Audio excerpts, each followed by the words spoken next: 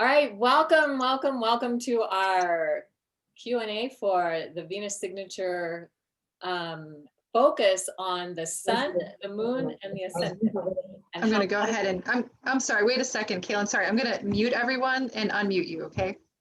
I'll unmute you. I unmuted myself. Okay, great.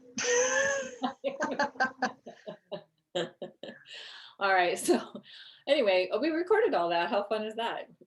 Right? Must be a lot of trickster energy in the house. So looking at how the sun and the moon and the ascendant affect our Venus signature. So we usually like to start out with a breakout session for people to kind of talk about how this process has been for them and any questions they might have before we jump into the slides. So we can do that if we want to start out that way. So any questions, any insights, any ahas?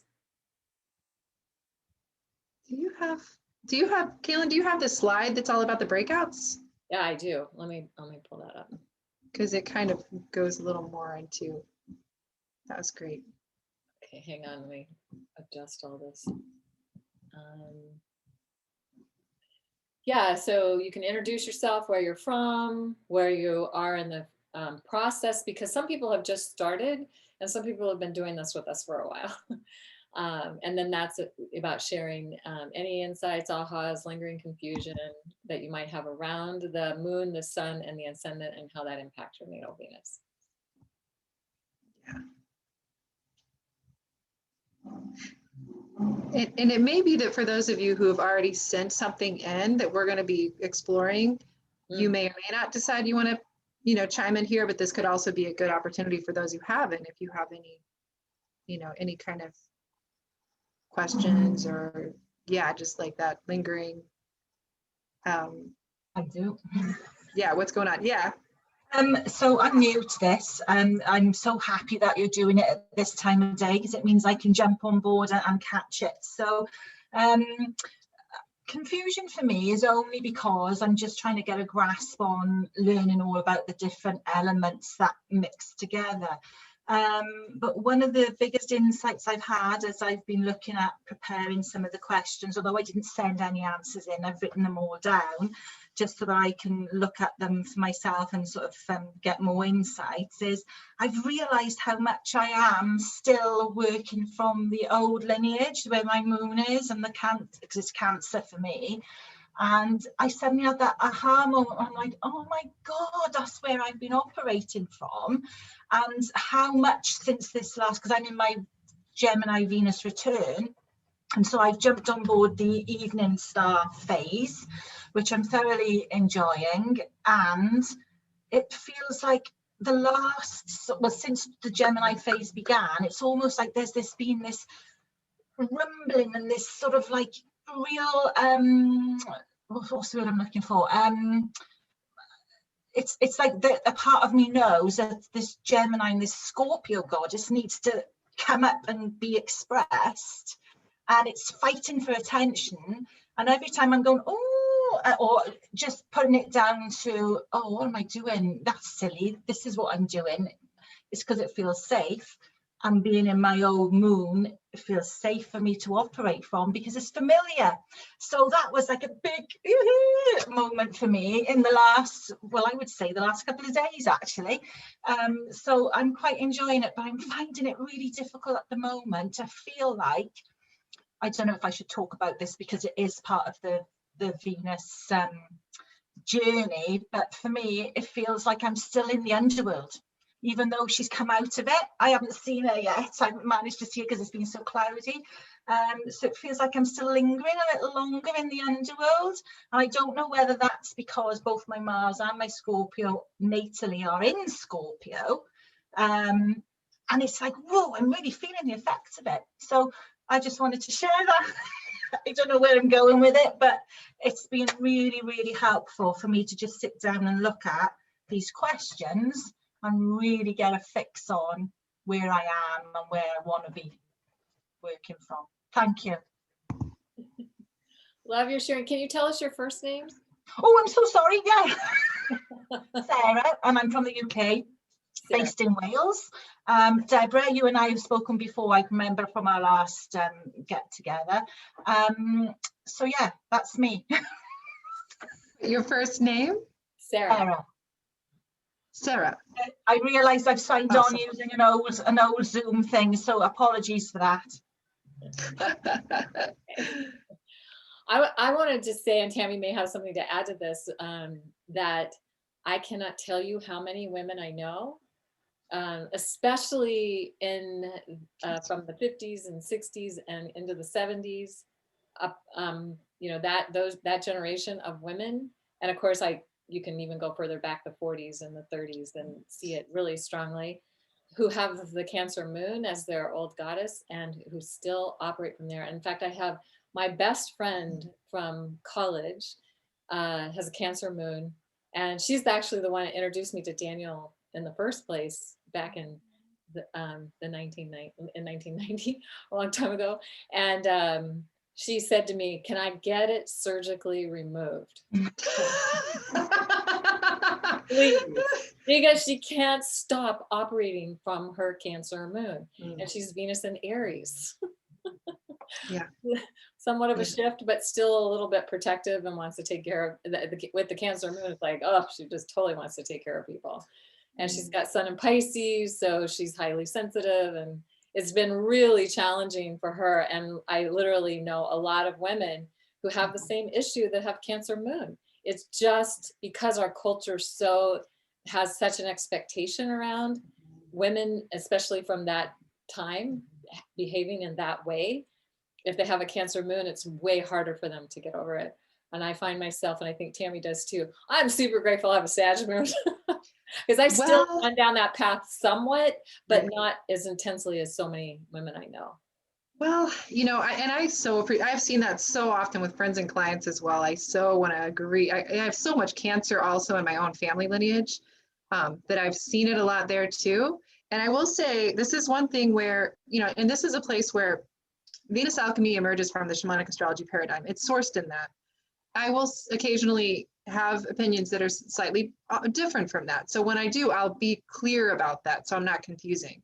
This is one of those areas where I actually think the sign of the South Node, at least for me, has been hugely influential, as well as the house, because my South Node is in Cancer. And I think the reason that's why it's been a big deal is because I have IC in Cancer as well. That's like the Imam Kweli, it's the nadir. But also I have South Node in the sign of Cancer, in the fourth house. So there's that as well. But I think you're right. And I think it's older women. And also it depends on the culture you were raised in. Was it a traditional culture? But absolutely, it's sticky. It's very sticky, because that's what's been supported. That's where you get the kudos. That's where, and it's one of those signs that needs the most composting now. And so you would be a person who's doing that. But I also wanted to just mention, it seems to me that you are animated, and I feel more the Gemini in you as you're speaking than I feel the Cancer. I just want to honor that. And also that it feels like I hear you. I think there is something about the Gemini cycle. You haven't seen Venus yet, so you don't feel like you're out of the underworld. But I also, I think we talk about this a little bit. She's very tender, when she first gets her robe and she's starting to emerge from the underworld, she's just gone through a massive death rebirth cycle. So she's still feeling it. And I think that it's a bit of a raw time, and there's still a lot of the kind of reorganizing happening. Thank you. That makes I can sense that feels very comforting. It's also, as she's coming out, of course, the first thing she's doing is reclaiming her life force, the root chakra, right? It's not like it's like having had surgery. You don't just come roaring back and run a marathon or something. Yeah. Well, and I also think that this is something that, generally speaking, it's a very sensitive, nuanced thing. Even with, like, when your friend wanted to surgically remove Cancer, right, Kaylin? Yeah. I think this is one of those areas where it can actually be the shame around being too attached to it that can keep us there. Mhm. So even when you said that, it's comforting, like, am I supposed to feel comfortable? Is that bad? You know, that's my Cancer moon. I think there's such a skill that we can develop, even if it's a place where we get stuck, around kind of soothing that part of ourselves and saying, all right, sweetheart, like, this is part of me. I honor you. And also there are these other things I'm learning. And because if we cut her off completely, she just comes back bigger. That's my experience. She doesn't get to run the show, but she still has a place. Right. She So has to we have a still place. honor her, we still Yeah. value her. She gets to show up and bring her wisdom and her skills some of the time, but if she's running the show, she's out of her place. She's not where she's supposed to be. Totally. Yeah. Thank you, because it's a bit of a 75%, you know, she's got that at the moment. So, but it's great because I was able to recognize that and then start operating from this newer emerging one that's coming out. So, you know, and I've got a good bit of Saggy in my ascendant, which is always like, oh, what's next? You know, let's go on a massive adventure with this, but also, like you say, honoring the fact that she's got me where I am right now. So thank you. That's been very helpful. Yay. Thank you. Hi, Sheridan, what do you got?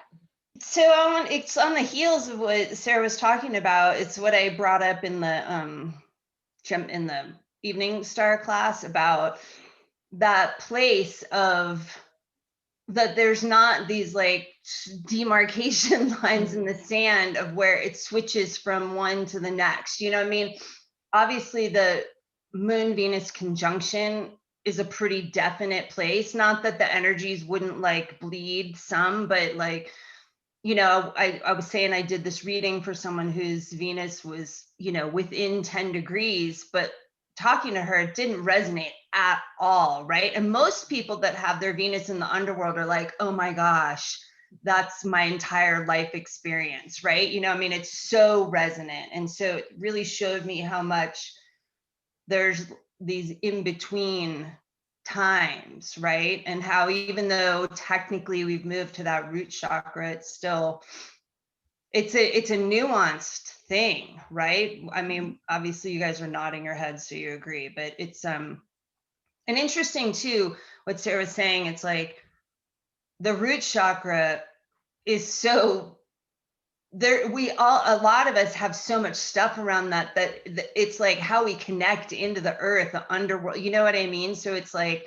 you know, it's not like the root chakra and the sacral chakra are totally separate and never the two shall meet, you know, it's like everything all bleeds. It's like the body systems, you know, it's yeah. So that was just kind of my question. If you guys had that experience, I asked it before, but you said to bring it up here. And that's one of the things that, well, you're bringing up something really important, and that also, because not only is it like, say somebody doesn't have an underworld Venus like with the sun, but has Pluto really like conjunct or square, they're gonna feel like they have an underworld. So there's other factors that can bring that in as well, and you know, and again, I think part of it is one of the reasons that we really encourage people to tune into their own signature and to what's going on for them is so they can feel into what feels real to me, because we all have a different perspective, we all have a different experience,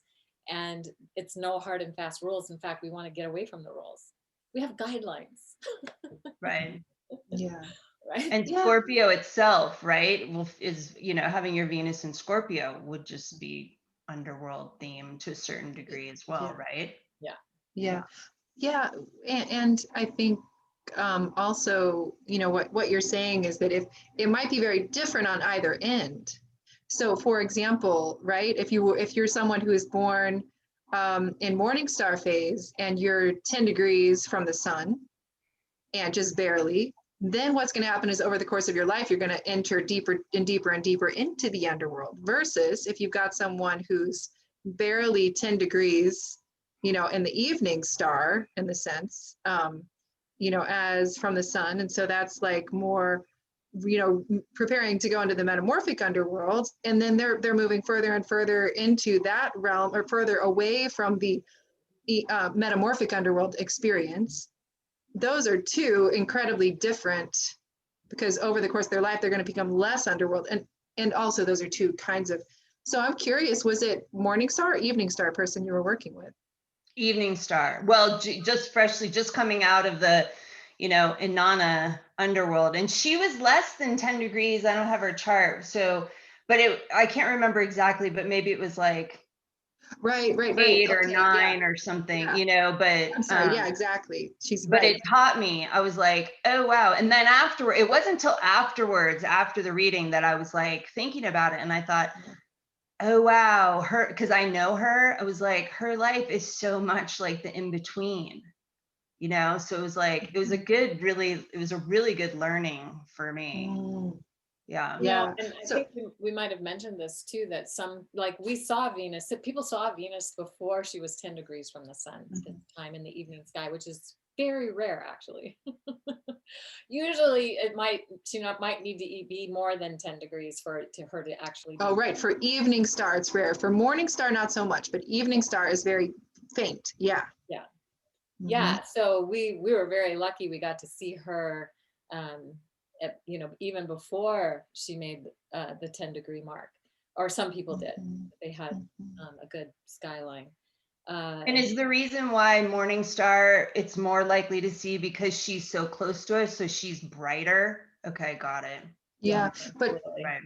And I wanted to clarify what I was saying too, because I got a little caught. So if it's Evening Star coming out of the Inanna underworld, that is the experience where, and it's barely 10 degrees, then it's like there's going to be that progression over the person's lifetime where literally she's going to move into the root chakra gate, as you're saying, and there's beyond even. Or beyond, it could be. Yeah. So she, in her lifetime, she's got a touch of the underworld, but her movement is actually out of it. Right. And that's going to have an impact. Right. I would say.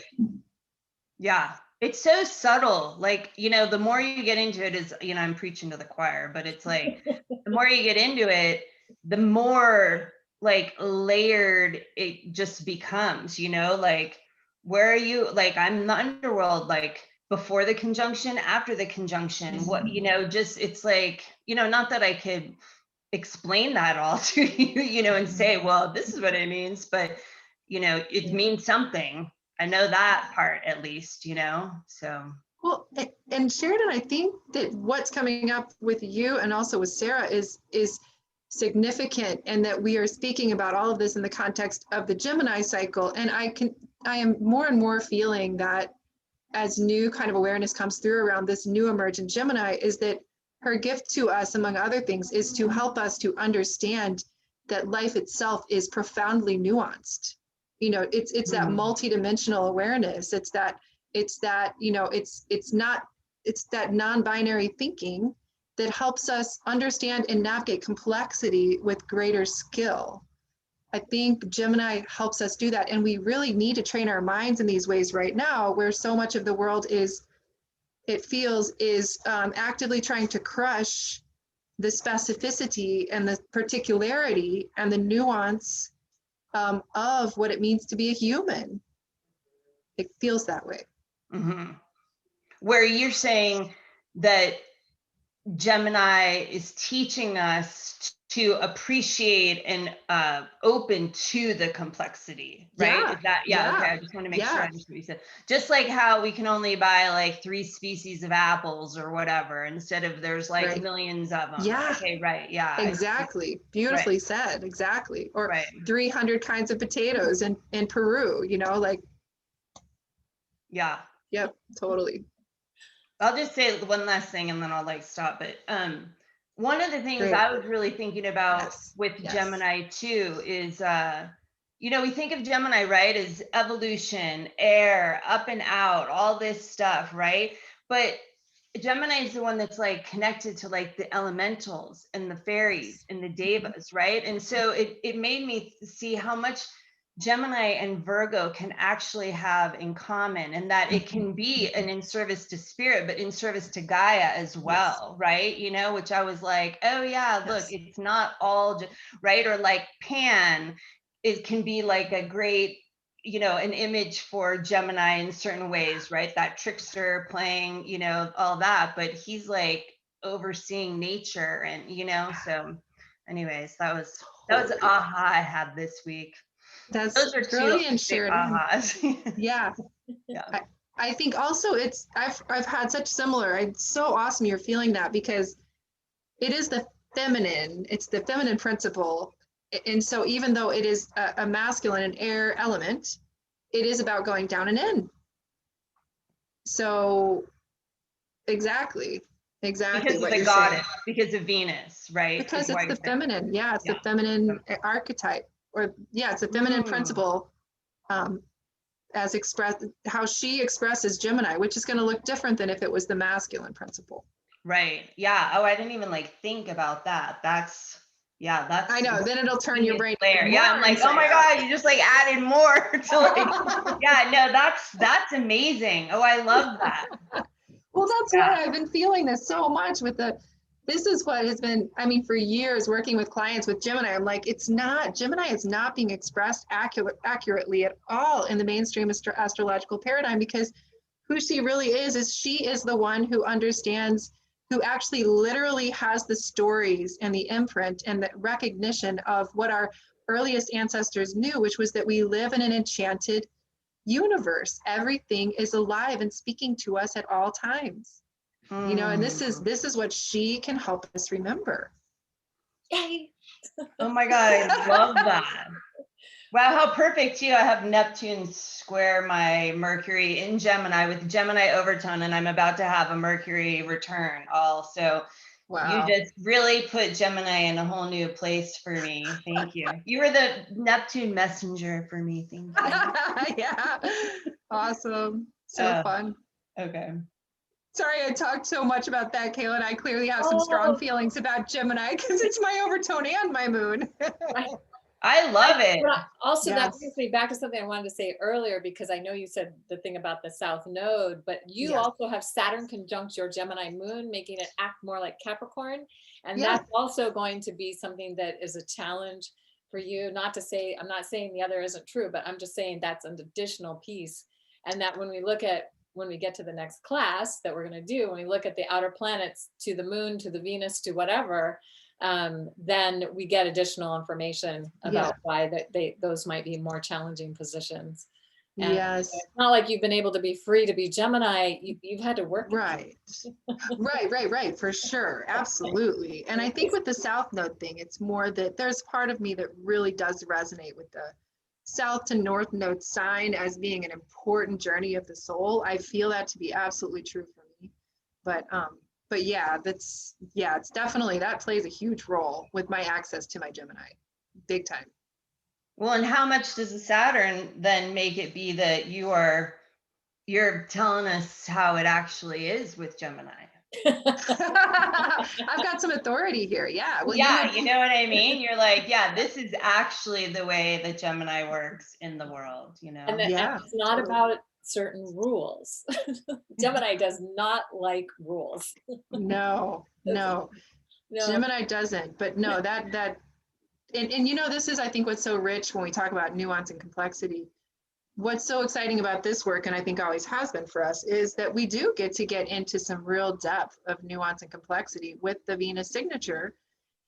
And, you know, by the end of it, when we do the guided meditation in the larger class, that's why I always would ask people to let dissolve all of the different stories and concepts and everything that we've given, all the information about the different expressions of the goddess, let it dissolve and then let it reorient. And this is very Neptunian and Pisces. Thank you, Jupiter and Pisces now. Like that, then we let this whole version emerge, like who is the whole goddess once she has, you know, we've let all the seeding of all the depth and richness and complexity of all the archetypes, we let that dissolve and we let her step forward. And I feel like that's maybe also the potential of Gemini when she's been through her underworld initiation, and, you know, in the concept of Gemini being about that full exploration of the whole realm of polarity and duality. And what happens for her when she like jumps off the cliff. That's the thing we always talk about in shamanic astrology, beyond polarity and duality. That's also what we're aiming for when we want to understand who she is inside of us. She is all those particular things. We need to honor those. And then we also drop into a deeper gnosis of her wholeness. I don't know if that makes sense. Not this, not that. Not this, not that. Yeah, more. There's the Virgo too. Yeah. Or it would be this and that. But Yes. and it's not either or, it's both and more. Right, right. Exactly. And like Nicole said, full spectrum. Full Right. spectrum. That's what she Yeah. is. The full spectrum of being human. And I think a lot of people only allow themselves to have a small spectrum. And maybe, and I'm not, that's not a judgment, but just that due to their family conditioning, their conditioning, whatever the conditioning they've experienced, due to the cultural conditioning and whatever other things that might have been in sort of the religious conditioning and whatever else might be around there. There's a lot that's going on there that keeps people from even exploring the possibility that there could be more to who they are than what they've been conditioned to believe. Absolutely. I think a lot of the problem is in patriarchy, and yeah, it's because of the idea that nature, quote unquote, is meant to be mastered, controlled, ignored, misunderstood, and that is a very strong conditioning in our world today.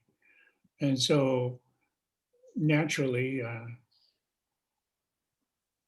there arises like a misunderstanding that thinks that there's a conflict between being in service to spirit and being in service to nature, which is actually very ridiculous. I could say that nature is sort of the direct manifestation of spirit in matter.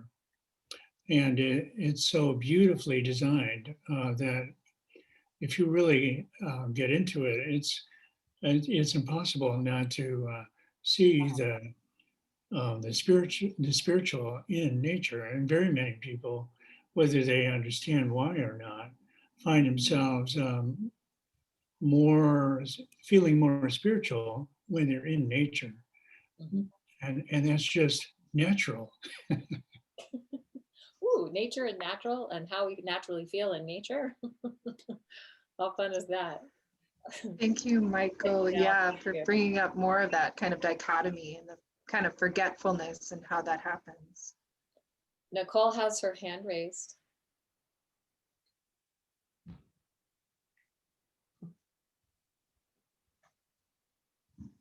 Hi everyone, because my neighbor has music very loud, so I can hear everyone. So first of all, hi. You never saw me here before, but I'm in the course. Yay. Yay. Yeah, so thank you. Unfortunately, it's quite interesting, but I haven't had a chance to really dive into the material. And I'm not really an astrologer, so I'm kind of like, I don't know how I landed here, but I landed here.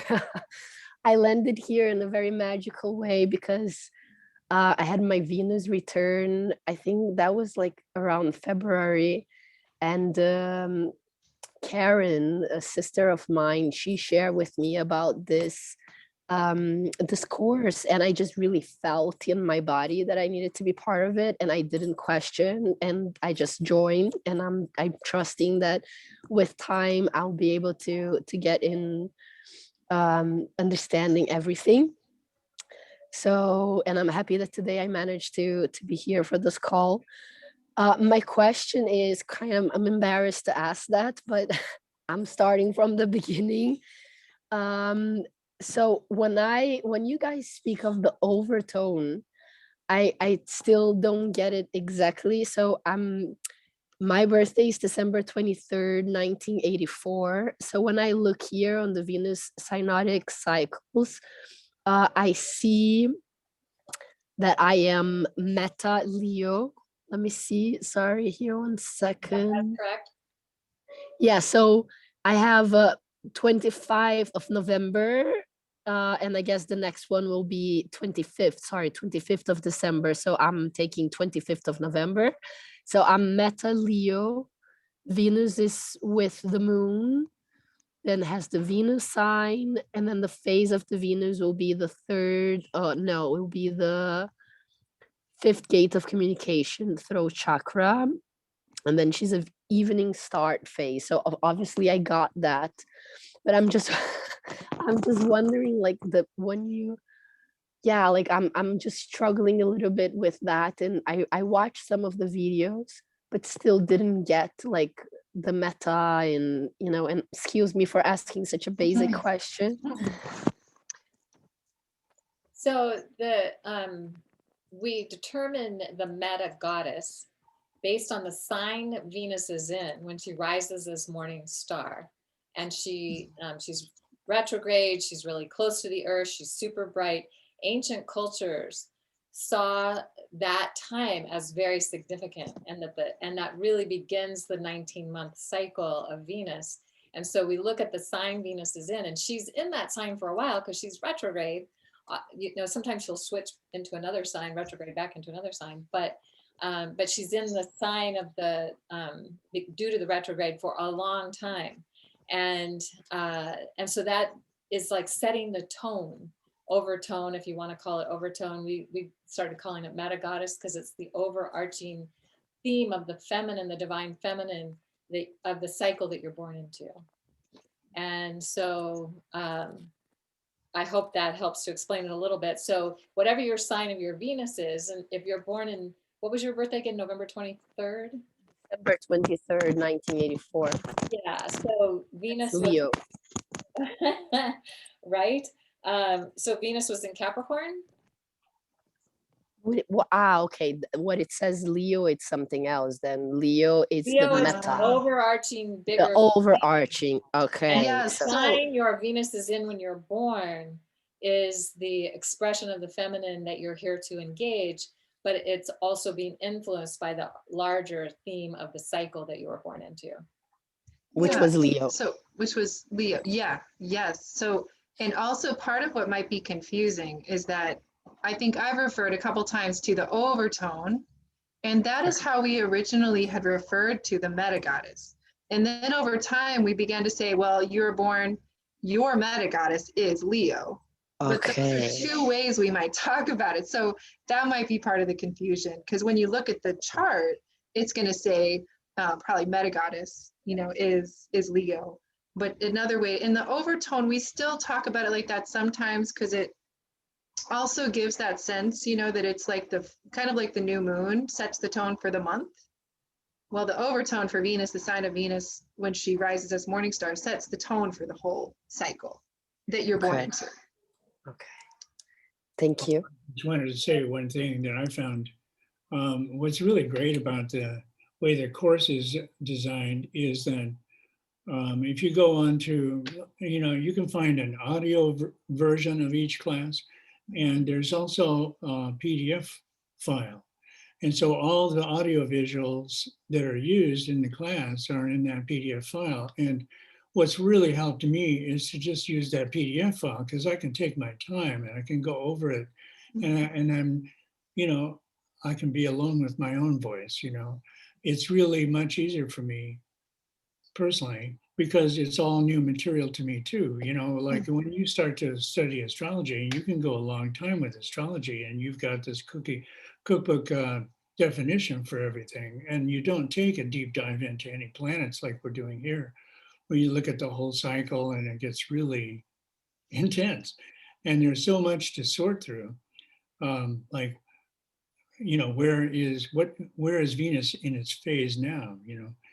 And there's so many different places along the journey. So it helps me a lot to use the PDF file and take my time with it until I really feel like I understand it, and to take notes and write it down. So I've got it, clearly in front of me anytime I need to look at it. So I'm just suggesting something that's helped me to learn the intricacies of this Venus cycle. That's a brilliant suggestion, Michael. Thank you. I second that.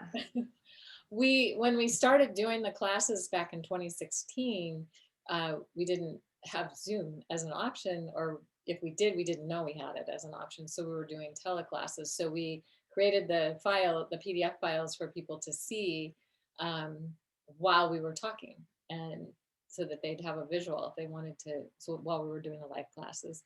And yes, and that's the whole reason they're there, is so that people can go back and look at that, and they don't have to necessarily listen to the whole class again, or they can check out those PDFs and then go listen to the class, and it'll make more sense. So I love that you brought that up. Yeah, and then recently I was doing a reading for a woman that was having her Venus return, and it was a difficult switch from her moon sign. And she'd always tried to avoid it because there she was coming into a Pisces Venus, and it was really uncomfortable for her because she was coming from Aries into Pisces. So I was able to use the PDF and show her that how important it was also for her to get this new Venus archetype, and how she could use it in every aspect of her life, and how it would bring her peace of mind once she stopped resisting it. So Brilliant. it's And really valuable material. Oh, sorry. Go ahead. That's okay. Well, I just gotta say, I love that you said that, because when we stop resisting and we start aligning ourselves with the intent, and there's no specific way to do that. It's just, if we have that intent, that's when we find our lives become much more fulfilling and magical and amazing and like so good. And because we stop fighting and we're not resisting anymore. So that's brilliant. I'm glad that you were able to help her with that. Mhm. Yeah. Awesome. So we got Thank Faye you. and we got Carol, and then Yeah. we probably should jump into some content. Yeah. This is awesome, you guys. Thank you. Mhm. Hi there. Hey. So I think, to answer the question of how is my sun, moon, and rising adding to my Venus, I just want to try to address that question, and then I do have a question about my overtone or meta goddess. So my sun is in Leo. My moon is in Gemini, and my ascendant is also in Gemini. They're a degree apart. So I have a lot of Gemini. I'm an evening star Venus, born with a Venus in Virgo, but it went to Aquarius, and then it went to Capricorn. And that did, or maybe I have that backwards.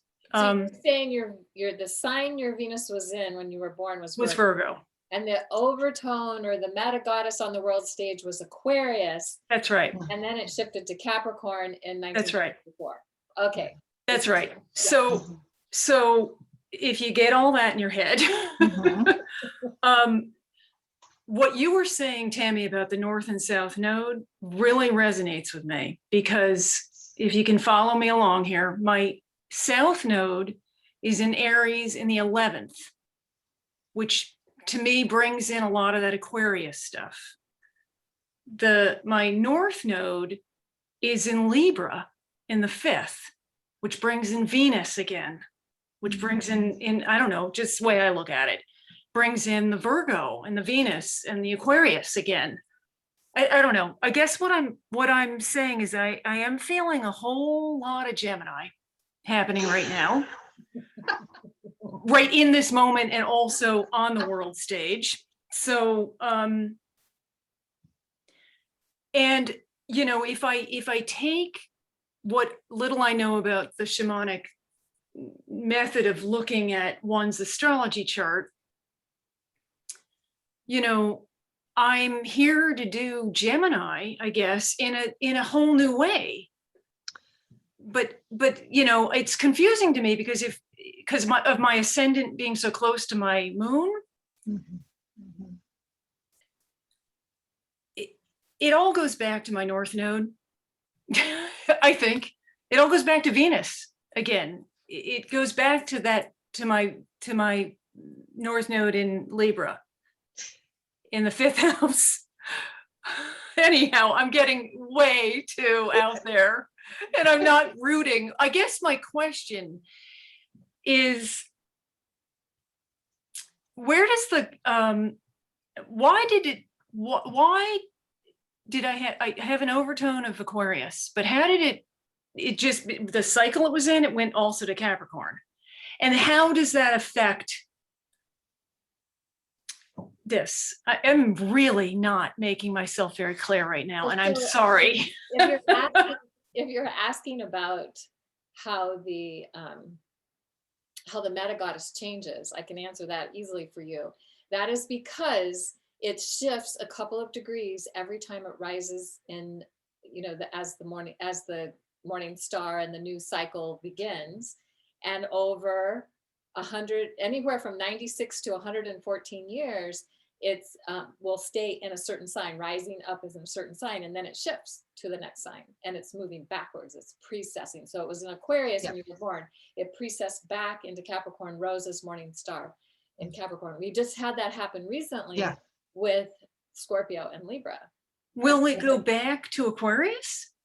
It will, but it'll take it a long time for it to Okay. Well, and the other one, you know, actually, that's where the points of the stars, and this is a deeper inquiry, right, Kaylin? They will ultimately shift. So the whole star is shifting through the yeah, Right. so each point. And it takes So about which- 1,260 some years or something for each point to go through the whole entire process to come back to a starting point. So it's a much longer cycle. So the point of the set star that you were born on won't come back to that cycle and for about 1,200 and some years. Right. But a different point will. But a different, if you- yeah. Right. So if you look at the Pisces, you know, we've just shifted from the Aries cycle to Pisces. It'll be Pisces next time. That will be the cycle that will go back to Aquarius much more rapidly in about 100 years, right? So, and another way to look at that is that every time Venus star, morning star rises, you know, at heliacal rise, it'll be about 2 days earlier. Is that right, Kaylin? That she'll rise the next year. Yeah. So in the same, you know, 2 days earlier. So it's about 2 days earlier each cycle, which is kind of what you can look at it that way too. Hence But why the it's other only thing- rising every 8 years. So depending, it takes it a while to shift back through so when it starts rising up, and sometimes it'll rise up at 29 degrees, sometimes for the first time, or sometimes 27 degrees for the first time. So just depending on where it rises up, what degree, how long it takes. So will it be 96 years? Will it be 104 years? Will it be 112 years? Yeah.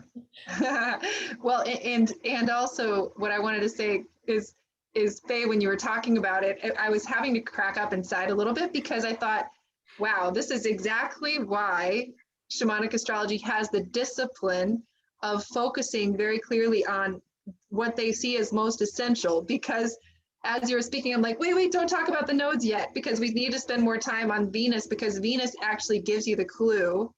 Just focusing on Venus and the movement there, it's Venus is in Virgo, evening star, and even when you look at the meta goddess shift, it's gone from Aquarius to Capricorn. If that's not a big, huge clue that in this lifetime, the big shift is to go from air to a big emphasis on earth. And yes, you have Gemini ascendant, but what I would say in that case is, how does it feel to be, when you look at ascendant as the same sign as the moon, then what you really are saying is, how is this Gemini that it's not your archetype anymore? You know, as your Gemini, it's not your archetype when it's your ascendant. It's your curriculum. It's your life learning path. It's different. It's your training. So you are in a new lifetime in the Gemini Mystery School training, but this time it's as a much more earthy expression of the feminine. Right. So it's Very not interesting. in the mental realm Yeah. somewhere. It's definitely Right. way more grounded, way more Yeah. like and embodied. Yeah. So I think if you're just looking at the shamanic astrology chart, if you were to study that, and you're not adding in all these extra layers with Venus and emphasizing it so deeply, then you can look at the nodes in the houses and make sense of it more, because you need more, I think sometimes, Yeah. for me. But with the Venus piece, it dips you into that deeply enough that I think it's enough information even without the nodes in the houses personally. Yeah, again, this all, I, in typical Gemini fashion, I study a lot of different forms of astrology. Yeah. And so they get kind of crossed in my, or the way I'm assimilating them is just in my own way. And I don't follow rules. So, I'm doing it my way. And, but I'm hearing what you're saying, and it resonates, and it makes sense that I'm here to do Gemini, learn about Gemini from an earth-based position, if you will. So, Yeah, and all of what's sort of happening with me currently is really bringing me into my body and bringing me into really the here and the now, and just really being present with this body, So, yeah. Yeah. Anyhow. All right, we have one more hand raised and then we need to move on. So Carol has had her hand up for a long time. Yeah. Wait, Tammy, will you just say one more time what you just said, that the ascendant is not the archetype, but it's the curriculum, the training? Wait, what do you mean? Yeah, what I mean is, I mean, and Kaylin, correct me if you see this, or say what you feel about this. The way I've learned it in shamanic astrology is that it's more, Venus is more of the archetypal energy. Like that's more the personality. And Kaylin, yeah, tell me if this is off, but this is how I've always used it. Meaning that it's like in this lifetime, for Faye, she's here to embody the Virgo archetype of the goddess personally. That's how I would see the Venus archetype. When you look at the ascendant, it's less focused on that personal archetype, and it's more about the journey or about the training. Does that make sense? And yes, you could say that even the training has an archetypal flavor. So I'm not sure if maybe that's just confusing in the way I said it, but does that make sense to you? Yeah, because it does have it has an archetypal essence, right? Whatever it is, it's got an archetypal essence. But you are here to, express, to explore, to help evolve the expression of the feminine as the Virgo priestess, however, the sacred work, however you want to look at it that way.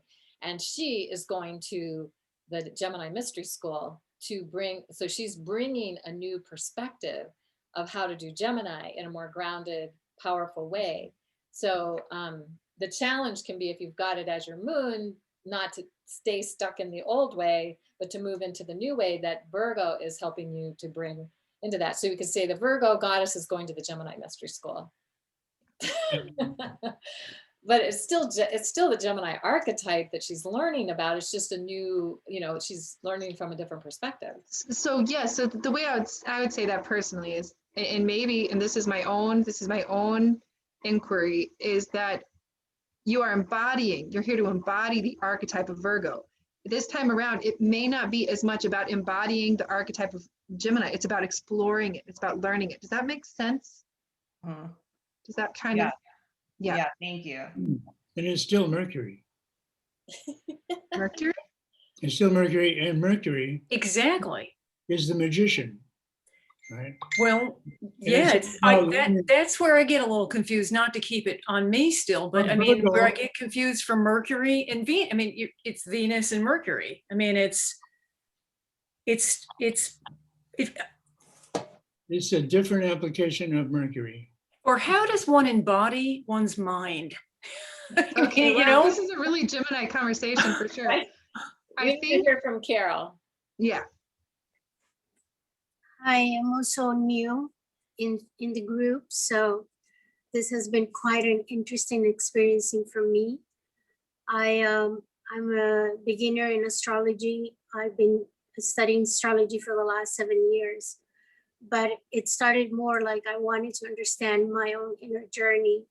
and what was happening in my life at the time. So it's been very interesting because as I went through a separation in 2014, I became very focused on trying to understand the feminine expression within my own experience. And that led me to focusing more into Venus and how was Venus trying to express through my astrology. And that led me to connect with this training that you are sharing with us, which has supported me understanding in such a deeper way what has been happening since that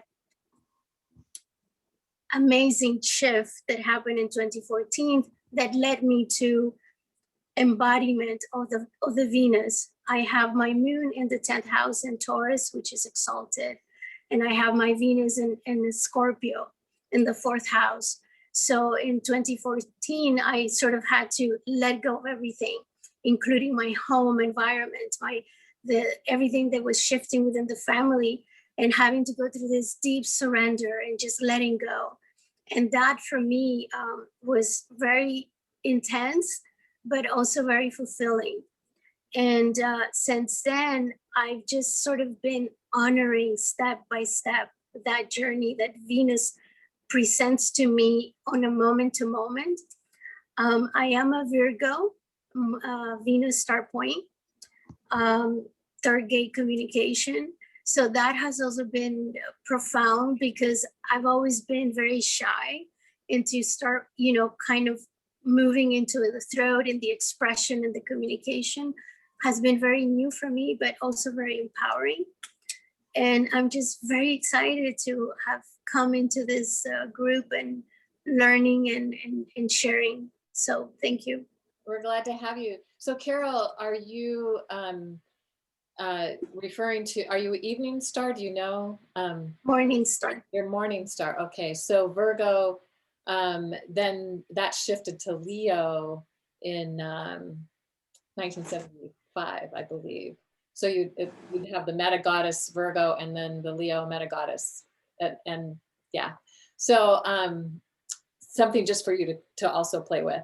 And if you think about it, because you're talking about being shy, coming into having the Leo meta goddess come onto the world stage for you is like helping you. It's the idea she will help you. She's supporting you and becoming more visible and out there.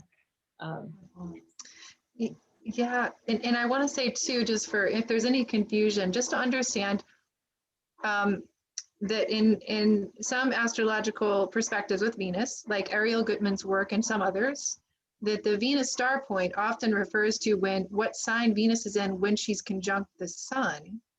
And what we're working with in this system is a bit different. It's when Venus is 10 degrees away from the sun, because that's usually when she either appears in the morning sky or disappears. So, but as morning star, we would be looking at when she's 10 degrees. And in that case, I assume, were born after Venus shifted. So you were born into the Leo meta goddess cycle. What year? Yeah, what year were you born? 1667. Okay, so you were born in the Venus, Virgo. what we would refer to as the Venus meta goddess, or Venus in Virgo overtone. And as we were describing before, it's now shifted into Leo. So what we're saying is that yes, you were born when that from this perspective, you had the Virgo overtone or meta goddess, and now you have her. She's always going to be part of what you work with, but you have the added emphasis now of Leo. And of course, we talk more about this in the meta goddess class, so you can really learn in depth about that. Just not knowing how much you've really dove in yet, because it's a lot. Yes, it is. Yeah, it's a lot. But the main difference is that we would look at it as, we would look at your Venus signature, first of all, that you're born in the Virgo phase, and then it shifted to Leo. Thank you for sharing that. And then the morning star has a whole energy of its own. Yeah. Yes. And the underworld has a whole energy of its own. The evening star, the metamorphic underworld. So that's all gone into in depth, and we'll be covering those in future Q&As. So yeah. All right. So Wow, we really went far and wide here. Yeah, this is awesome. Yeah. So I think now what we want to do is just kind of look at some of the things that people sent in and hopefully encourage new people to do this process as well. So I have put in here, and this will be posted on the class page for the Sun, Moon, and Ascendant, the questions that we ask, so you can look at them, and if you decide you want to answer them in some way, we've got some brilliant answers we're going to share with you somewhat quickly. So we can cover everything. But Michael did an amazing job and of expressing his, you know, like his questions and what he's also seeing in terms of his connection to the divine feminine within, right, Michael? All right, so so he has Venus in Taurus and the moon in Virgo, and he's Sagittarius rising, and his sun is in Aries. And then he was asking, not us, he was asking himself, how does Taurus sensual self-interest support my Sagittarius quest for meaning and service to spirit? And he, you know, the Venus and Taurus expression is that tantric epicure who is raising the Kundalini energy from the root chakra all the way up the spine to the crown chakra, and to store the sexual energy in the hara. But pleasure leads to pain if we overdo it, right? So there can be people, the whole thing that Taurus is really learning how to do is how to have pleasure without pain. That's the epicure. So learning that moderation, that balance, and so on. So, and then he's saying the subtle awareness is brought into service to spirit, supporting and guiding the teacher's manifest wisdom. Are you meaning teacher Sagittarius rising teacher, or what do you mean by that? No, in my paper, I talked about the Taurus goddess teacher. And from the Tarot, that's the Hierophant. Yeah, we'll get to that, but yeah. And so that's what I'm referring to. Okay, got it. All right. Yeah. So anyway, the vehicle, the body becomes a subtle vehicle for manifestation of spirit into matter. Yeah, absolutely. So one of the things that Michael was also talking about was something that we don't do in shamanic astrology is look at the chart ruler because it's considered hierarchical. So he was saying maybe a different name, such as emphasis, and I'm going to propose a different name also. But because his Venus is in Taurus and Jupiter would ordinarily rule his ascendant is in Virgo, squaring the ascendant, Venus becomes the final disposition and hence the ruler of his chart. Dispositor, yeah. He said disposition. No, Yeah, you but it's changed the same thing. It's the same thing. Yeah. So anyway, and Michael, you know this from experience. So I'm wondering if you can tell us more about that.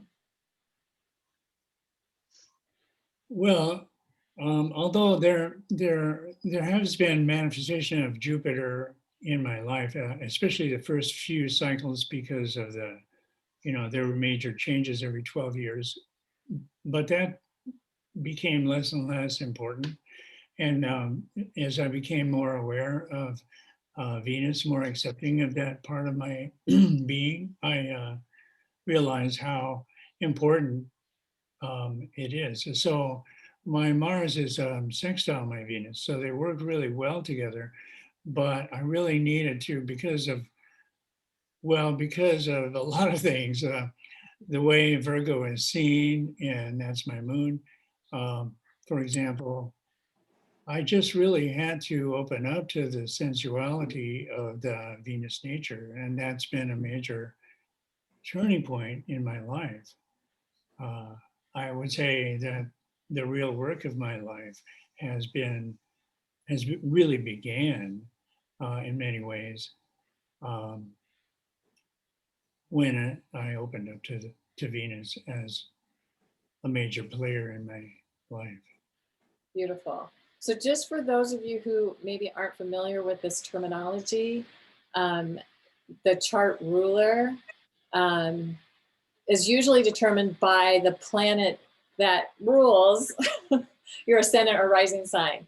and is considered to be the energy that creates the first impression or relates to certain attributes, personality traits. Now, we don't see it that way necessarily in shamanic astrology, but we see the ascendant as your new mystery school, what you're learning about. And I can tell you that from my own experience, most people do not see me as Scorpio rising. Very, very rarely does that ever happen. So it's not what people first see when they see me. So it's not always the case. So just saying that. And the final dispositor is determined through, how you connect different chains, and it can be really complicated. So for example, so Michael's talking about he's Sagittarius rising, so Jupiter would be the chart ruler, but when you go through this whole chain of things, it really comes back to Yeah, because Venus is in its own sign, and it's the only planet that is. So right. So, and interestingly, because we've been having this Gemini conversation, the chart ruler implies rules, and we're really looking more for guidelines and going beyond the rules of the old paradigm. So maybe the main chart influencer, something like that. But here's the thing that Tammy and I were talking about this the other day, and I just really got that I personally don't want to be ruled by anything. I don't want anything ruling me, telling me what to do, any of that. So it might be more helpful to see it as your strongest ally, teacher, and greatest friend. And sometimes that's not so easy, especially if it happens to be Pluto, like it is for me. Yeah. Anyway, yeah. So that's just to give you another way of looking at it. And we're not saying right or wrong, good or bad, it's this way or that way. Basically, what we want people to get is to ask the questions and do your own inquiry and see what works for you. Yeah. You're going to cover the part about how it relates to the ascendant, right? Yeah. Okay. Got more to go. But just also, this is for people who don't know. And basically in shamanic astrology, it's not about rulership or ruling, something ruling you, but the signs and the planets do have, there are ones that are most like each other. We call them resonant energies. So I've given you the resonant energies. Aries is most like Mars, Taurus is most like Venus, Gemini is most like Mercury, Cancer is most like the moon, Leo is most like the sun. Now we use Vesta. When I create the wheel, I always put Vesta in the place of Virgo, even though I know traditionally Mercury is placed there and a lot of people resonate with that. But it's, Mercury is less like Virgo than it is like Gemini. It's very much resonant with Gemini, very like Gemini, but a lot less like Virgo.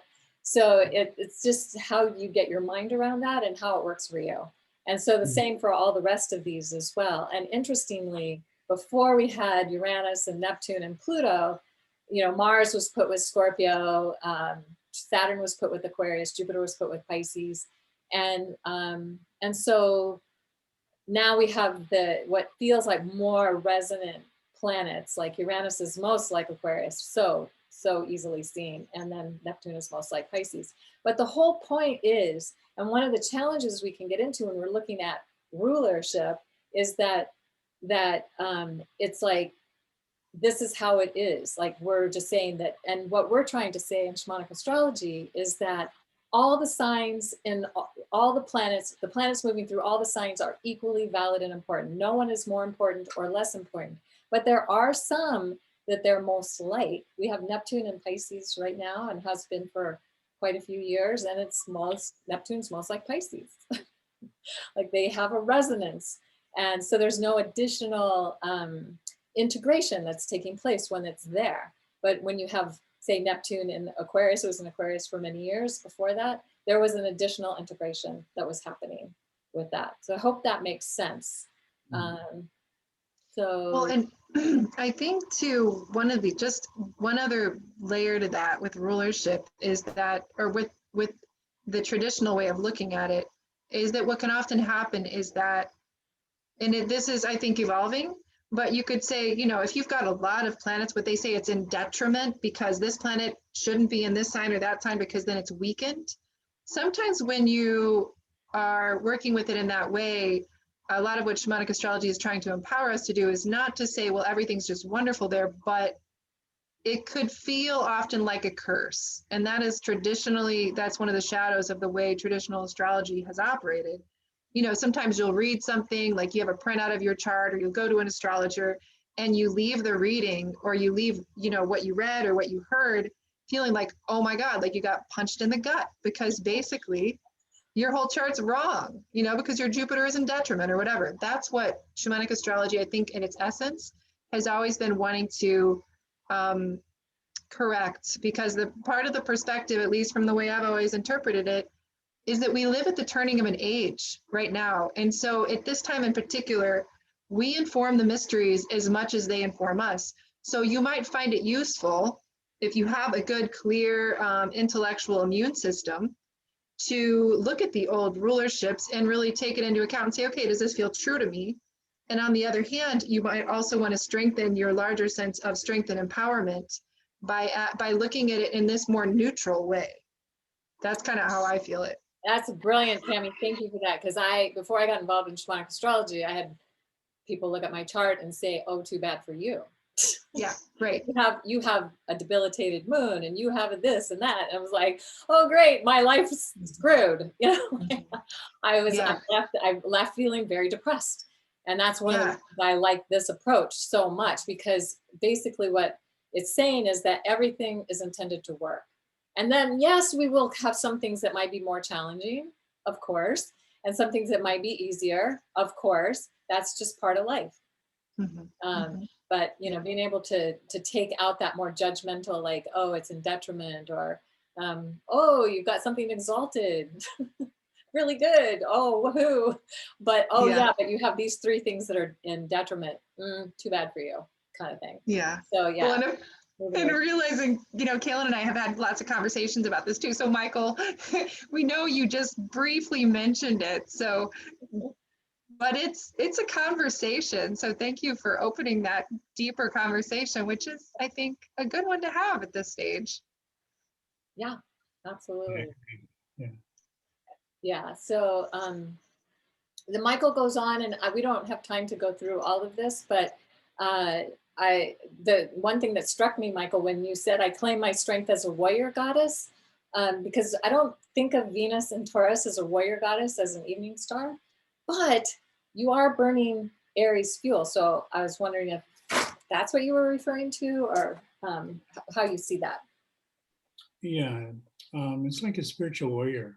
I don't know if you're going to talk any about the ascendant, but it's really important to me to say that having a Sag rising and having my main attitude towards life as being a quest for meaning, quest for truth, how could I possibly accomplish that while ignoring Venus and Taurus and coming from Vesta as my meta goddess? I mean, that's like the major thing I need to look at in this life in order to understand the meaning of life. Yeah, you know, and it's a great Sagittarian inquiry, and Sagittarius loves to explore new territory, even if it's more like a more embodied expression, like through Taurus or that kind of thing, that we might not always consider. I think that's really powerful. The spiritual warrior, that is how you identify that. Yeah. And I think it really speaks to the strength of, when we're talking about a synthesis, it's tricky to understand how all these elements fit together. And I think that's really beautiful to tune into that. And again, no right or wrong way of looking at it. Just, Well, yeah, the way I think of a spiritual warrior is that there's no compromise with the truth. There's that Sag, yeah. When it's in your face, you've got to look at it. right.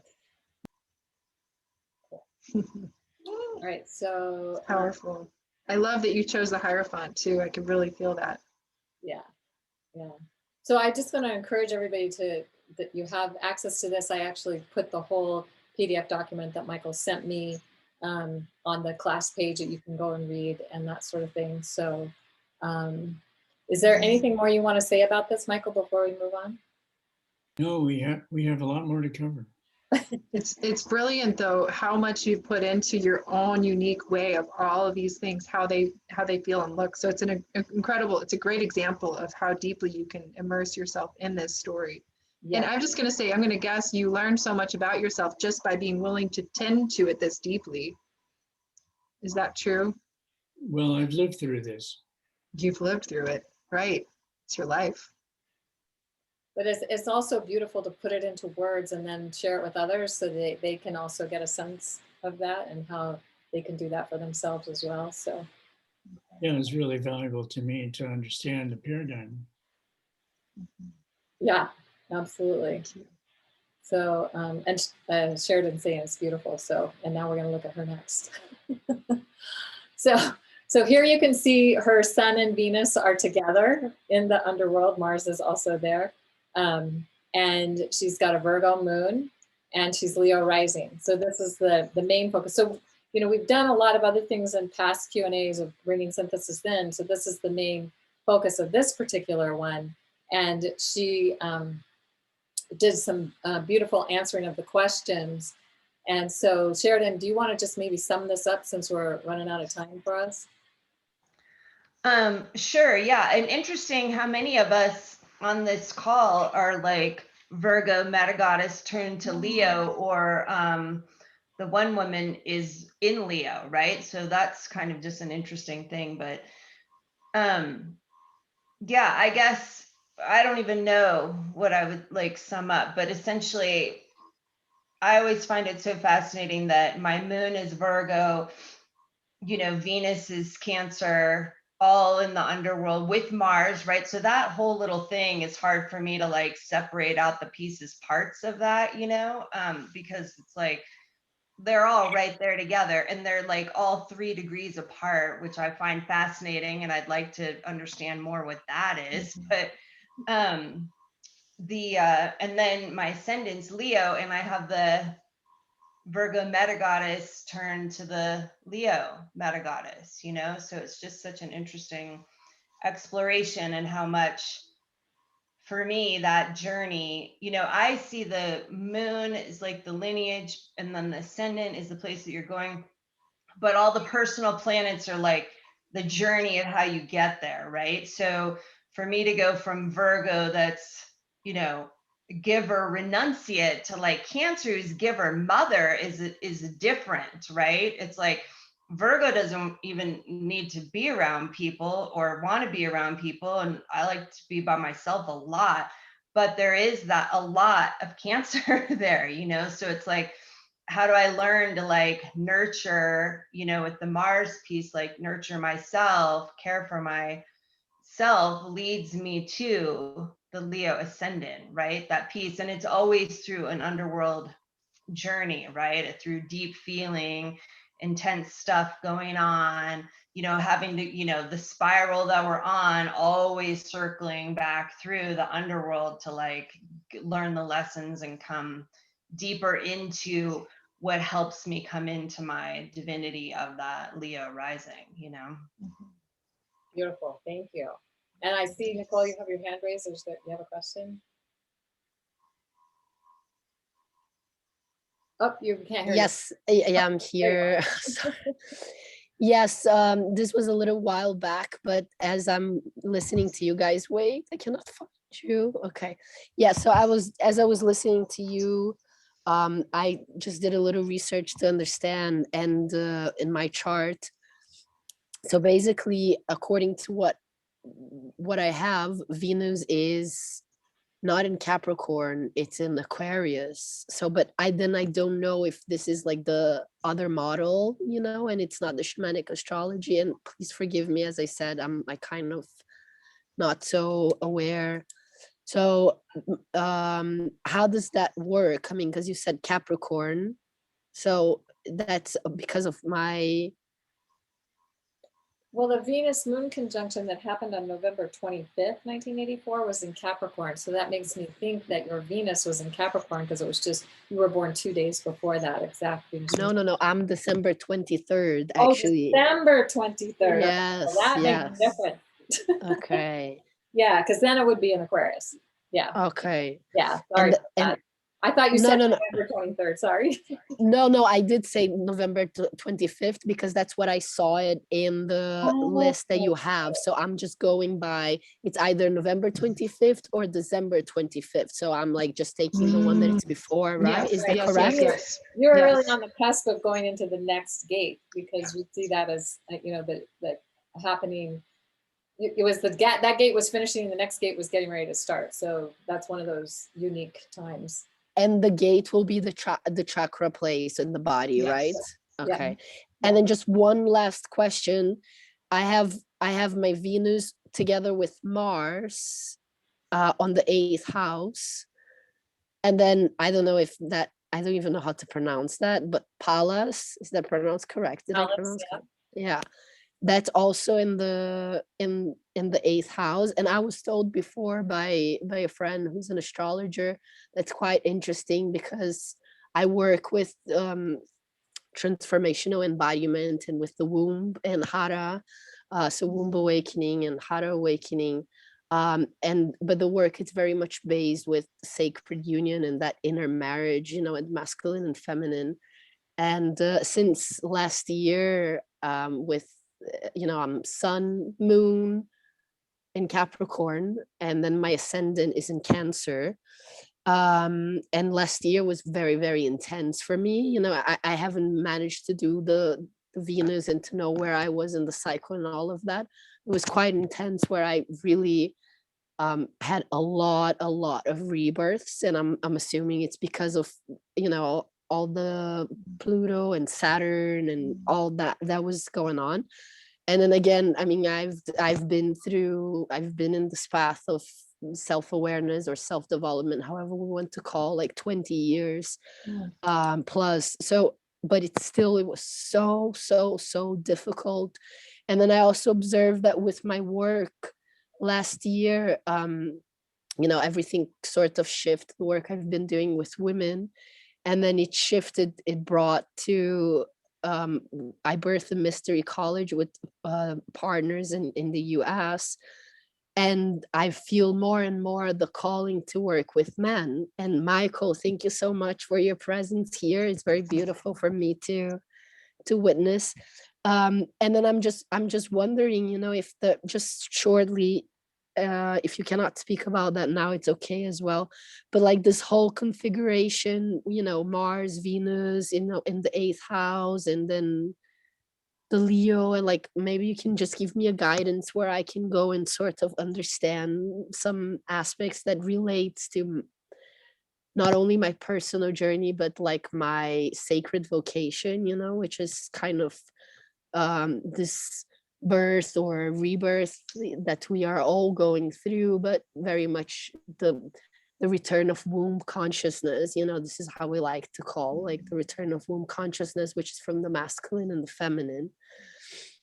So I don't know if I was clear. I would suggest having a reading with either Tammy or Kaylin. That's what I would say. Sounds to me like you're already on track, and yeah, the more that you engage this, I think that probably there'll be more insights that come for you. Tammy, what do you got? Yeah, I mean, I there's just so much there, Nicole, and clearly you've been working so deeply with the divine feminine. I want to just honor that you're also seeing the need to work with the masculine. I just want to speak to that really quickly, because what happened, I think that's a big thing for a lot of us.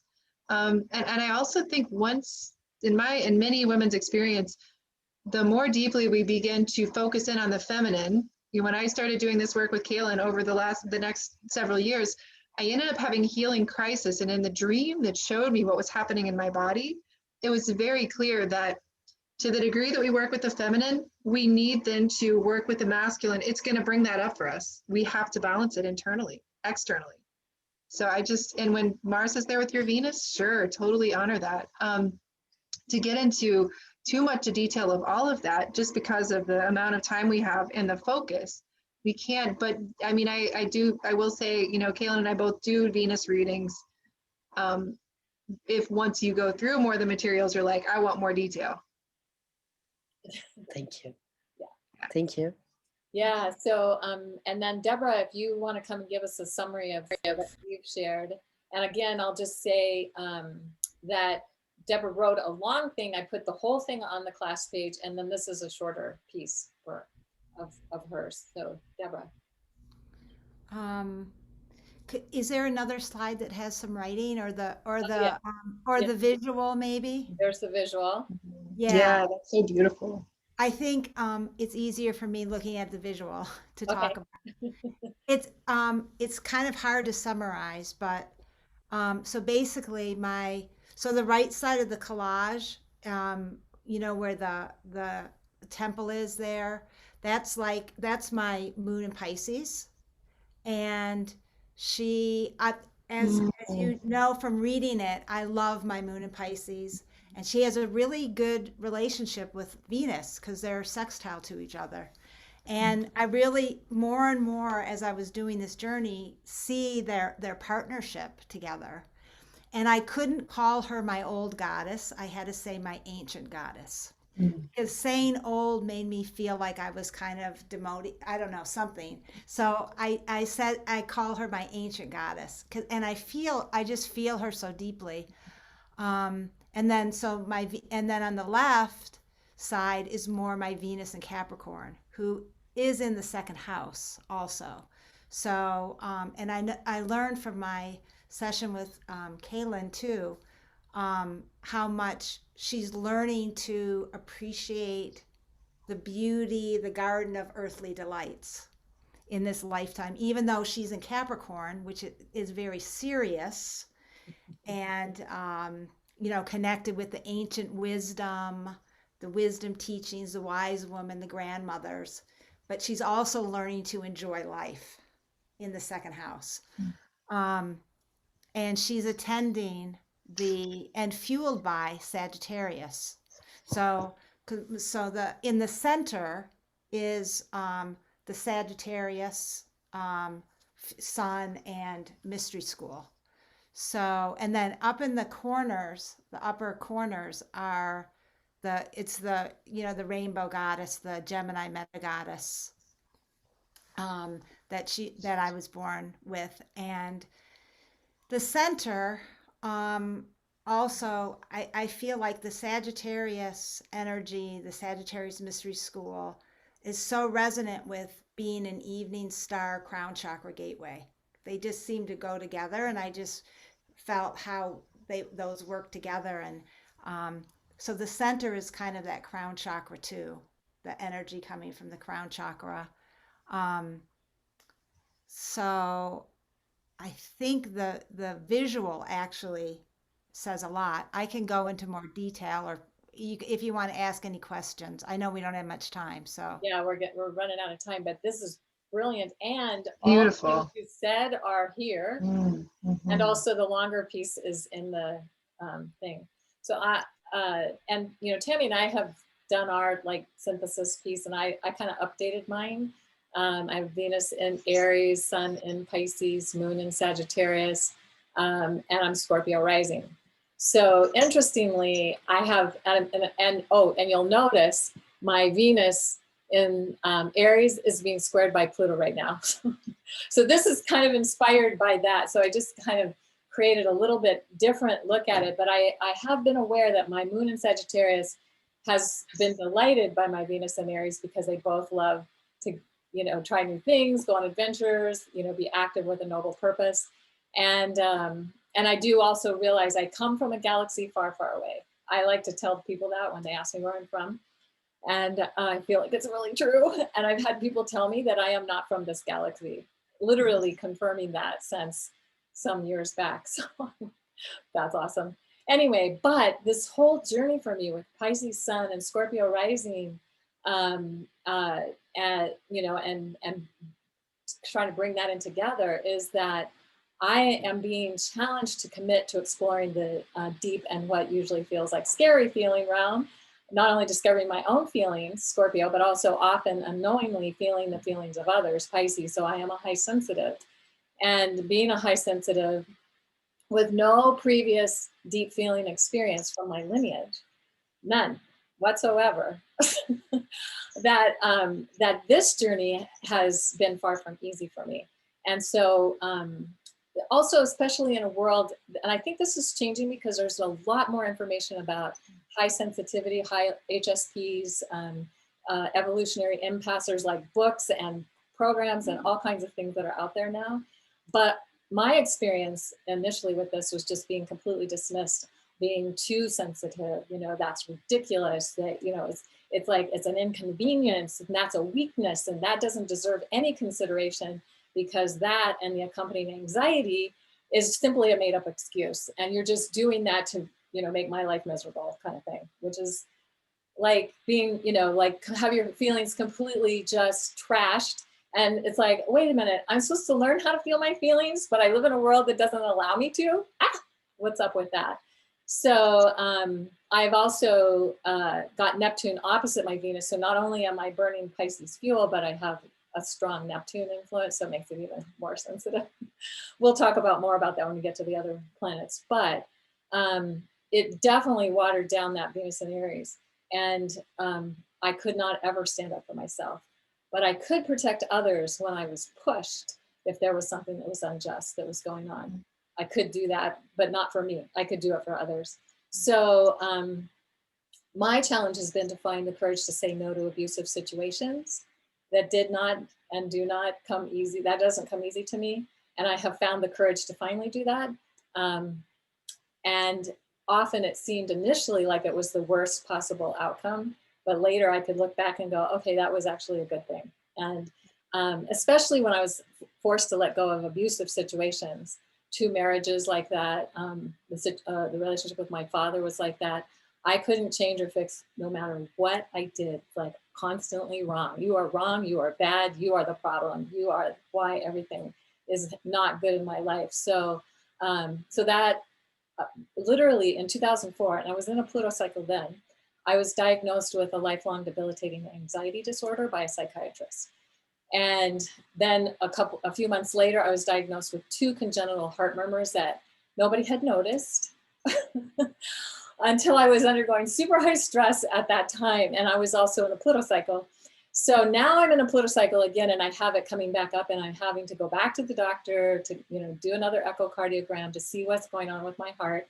And I realize I really am being pushed to take better care of myself, to be the warrior for myself, Venus and Aries stepping up for myself, so that I don't risk additional complications. And I'm being told that I could be if I don't do this, if I don't take care of myself. So the question around my Venus signature now is, how does my emerging wild warrior woman, burning highly sensitive Pisces fuel, find the courage to step up and take care of me, support me, and my very real and valid feelings that are healthy and supportive in ways that are healthy and supportive, while also feeling simultaneously often terrified, uncertain, and highly stressed. So that's the challenge I'm experiencing now. And it's just been so up for me. So I just wanted to share that, because sometimes we'll have cycles, and we'll talk about this in the next class, that can activate our own Venus signature in ways that it's like, what are the challenges maybe we faced around that particular signature in our life? And then it comes back up again, because yes, now we can do it with awareness and hopefully make better choices and respond in a better way, and not just feel like we're at the effect of something that we can't fix or change or for ourselves. So I just wanted to share that piece. And Tammy, did you want to share anything about your Venus signature? It's fine. I mean, I will in a minute, because you already like listed kind of my thing. So I'll mention it there, but right now it's fine. And I love just what you wrote here in terms of time. I'll talk about it in a minute. Yep, got it. All right, so the Venus signature, it's really all about perspective. And I love this image, because here's a guy on an island saying, boat, yes, it's come to rescue me. And the guy in the boat saying, ooh, yes, land, I can finally land. So it's all about our perspective. And there's no right or wrong way or better or worse way or any of that. But what you want to do is look at your Venus as what are the outer planets that may be connected to it? How are they teachers and guides for you?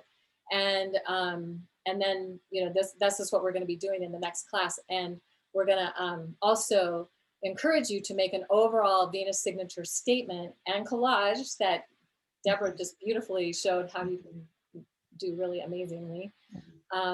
And you're going to include your star phase, your meta goddess, your moon, your sun, your ascendant, outer planet influences as well, and then try to bring it all together into a synthesis, using all of it. So this is something that we shared in the earlier classes. I think this was a template that Tammy created to just to start, as a place to start. So you can say, I'm an evening star goddess, your star phase, or a metamorphic underworld, or whatever it might be, claiming and embodying my throat chakra or in-between phase, or whatever it might be. The meta goddess guiding me through my inner goddess awakening is the Leo goddess, whatever the meta goddess sign is. The ancient goddess I've embodied or expressed through countless lifetimes is the, hey, we used ancient goddess in that.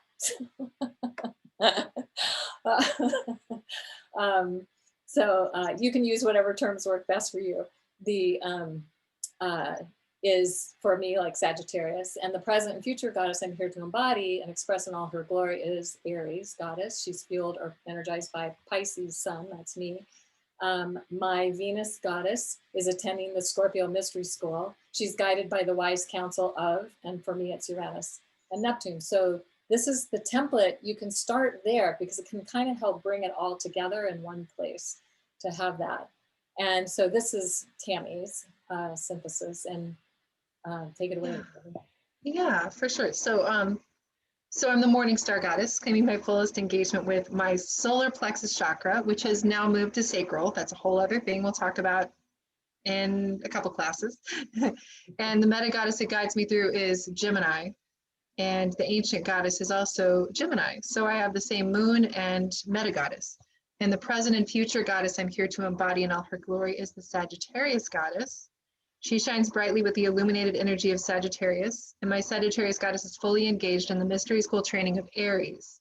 And she's blessed with the brilliant insight and wise counsel. I can't read it totally. Yeah, wise counsel, okay, of Neptune. And so, Neptune is really the main, my Mercury and my Venus, major Neptune. And so me and Kaylin actually have that in common, where we've got a lot of this fire, I've got the Aries, I've got the Sagittarius, then I've got the air of Gemini. But I also have this Neptune right on my Venus and my Mercury. And so so it makes me express more as the almost like Pisces. So that really comes through really strong. But yeah, I will say that it's really powerful to make a collage. Yeah, this is one that's really the full collage for me. You can see I bring in some of those elements, and I'm probably going to redo it. But yeah, it's so powerful to be able to write that statement. So I'm the fierce feminine morning star, boldly shedding all skins, hiding my bright light.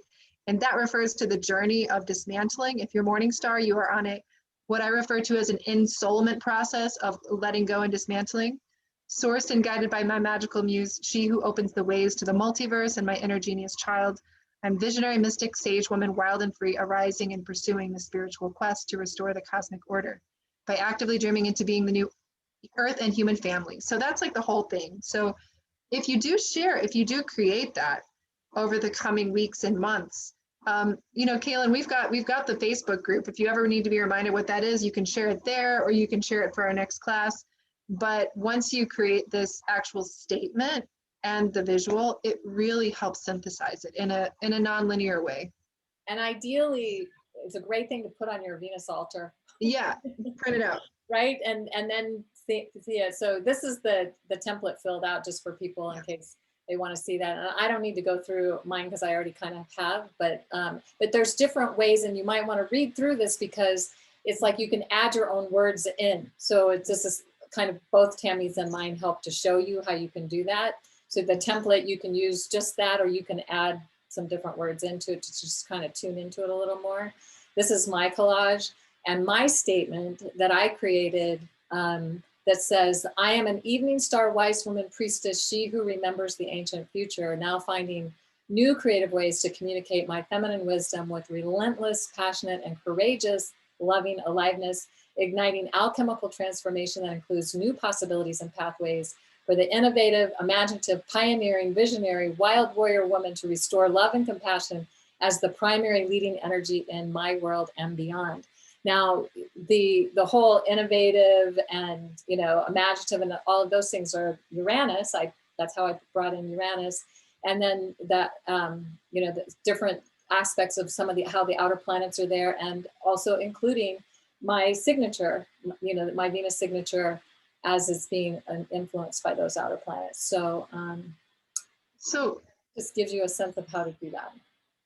and Nicole's asking, that's so beautiful. And Nicole's asking where to find the outer planets. So Nicole, so if you look at your chart, we're really focusing on oppositions and conjunctions and squares in this, because again, shamanic astrology, often we're trying to drill down into the most dynamic aspects and focus, because as you can tell, it's already complex. You may choose, if you have a really close trine or sextile or something else, to bring that in as well. It's totally up to you. I will say the reason that we focus on the dynamic aspects is because that's where things happen. So trines and sextiles don't have the same kind of energy to them. They still can have an influence, so I'm not saying that not to use them, but what you definitely don't want to leave out any squares, oppositions, or conjunctions, because that's when the planets have the most energy in their relationship to one another. And that literally can be seen when planets are stationing retrograde, outer planets are stationing retrograde. They're always trine the sun. At some point at that station point, no movement. And when they're stationing direct, the same thing. They're trying the sun, no movement. I learned this from Aaron Sullivan, a well-known astrologer, and I just thought it was so brilliant. I was like, oh, that's why. That is why we use those dynamic aspects, because that's where the movement happens, and that's where the energy is for us to get the guidance and to get the insights from those squares, oppositions, and conjunctions. So, yeah. Yeah, and once again, I have to say, like, as much as I love the prioritizing piece, for me personally, it's also a little bit of like, okay, and we've had conversations about this, it's like, but I appreciate the non-doing, the being, the still point. Let's focus on that too. But, you know, Right. Again, it gets And, complicated. hey, I have a grand fire trine, and I'm not saying that they're not fun to continue. Right, for sure. But that is in shamanic astrology, that is the way we make it simple. So I think we are complete. We ran over a little That's bit. it. Hey, that's Wow. good. We had quite a lively group. So, so until next time, and we'll send out an email when this is all posted, and our next class will be in August, and we'll let you know. Tammy and I were supposed to talk about that. We forgot to do that yet. Yeah, we haven't figured out the date. We will let you know. Yeah. But so good to see everyone's faces, and this has really been the most active group so far, I think. Is that true, Kaylin? Well, we've had some active ones, but this one's definitely, this is awesome. And I want to just say, for the new people, I know this might have been like, whew, a lot over your, like a lot going on with what we're talking about here, because we're far into the Q&A. So we try to make the Q&As about a specific topic, and we'll be starting at the beginning in November. So you have lots of time to be ready for that one and really have answered the questions and figured it out and that kind of thing. So next one in August is a synthesis of everything we've done so far. So yeah. And I think, again, we've mentioned that Kaylin and I both do Venus readings if you ever wanted to do that. But Kaylin, I think it's pretty accurate to say that if either of you wanted to schedule like an hour long with either of us just to do a little mentoring, you can also, do that. So just know that's totally available. Yeah, absolutely. Yeah. All right. So happy New Year. Yeah. Thank you. Be well. You all. Mwah.